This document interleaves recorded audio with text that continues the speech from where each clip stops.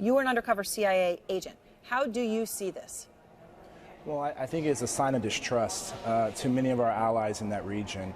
We have about 10,000 Americans in those 7 countries. Our men and women that are on a military base in Iraq. Who's protecting that military base? It's Iraqis. We have special forces in Syria, and they're shoulder to shoulder with who? Syrians. And this is an issue that is going to cause friction with many of our partners. We've seen in Iraq that there were the opponents of the current administration in Iraq trying to use this as an example to kick U.S. forces out or to not cooperate. We have to remember that we do live in a dangerous world. And to fight Islamic terrorism, we need allies and we need partners. And in a place like Iraq, many Iraqi men and women have given their ultimate life to put ISIS and Al-Qaeda on the run in order to keep them off of our shores.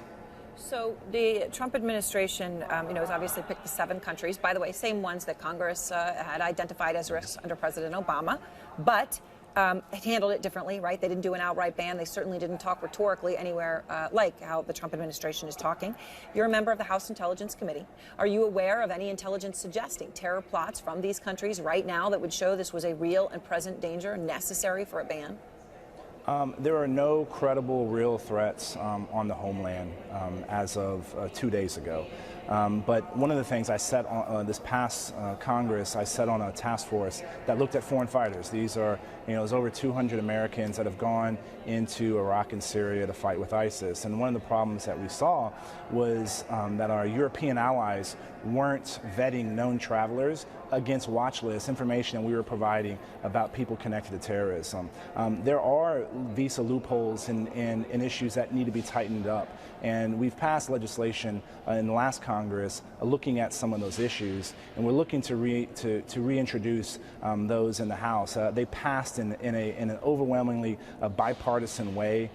We had some problems in the Senate. Yeah. So I just want to understand. So it sounds like what you're saying is that the threats, such that they are, as you see them now, are much more likely to come from Europe, whether it be people who have gained access to Europe. As by the way, we've seen Europeans with European passports able to go ahead and perpetrate acts. That's what you're saying, not these 7 countries.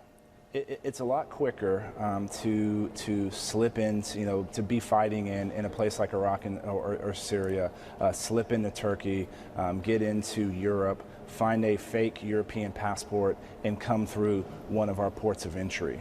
That is something that would take a significant less amount of time, and the folks that we have to fight against are people that are smart, that are committed. And having spent 9.5 years as an undercover officer, I recognize the threats that we're facing.